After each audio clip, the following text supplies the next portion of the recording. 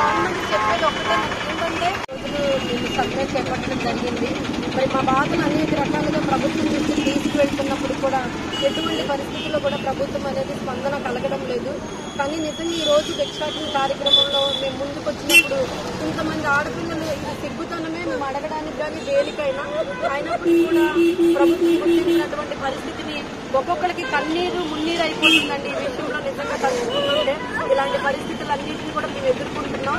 మరి ప్రభుత్వం ఎప్పటికన్నా మా దయించి కనీసం మా పట్ల జాలి చూపి మేము అడిగిన హక్కులేంటో మా వారిని పిలిచి ఏది న్యాయమో అది తీర్చాలని అడుగుతున్నాం.